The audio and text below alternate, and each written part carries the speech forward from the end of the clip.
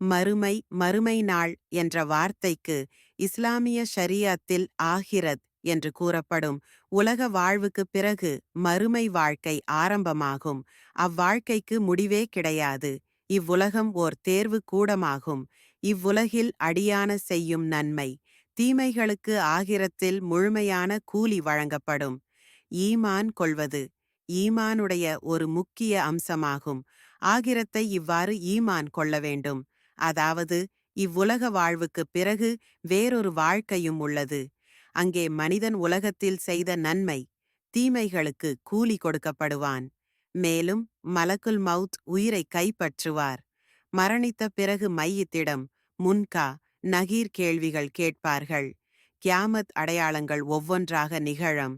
அதற்கு பிறகு கியாமத் ஏற்படும். மறுபடியும் எல்லா மையத்துகளும் உயிர் பெற்று மஹ்ஷர் மைதானத்தில் ஒன்று கூடும். கேள்வி கணக்குகள் கேட்கப்படும். மீஜான் நிறுவப்படும். அமல்கள் நிறுக்கப்படும்.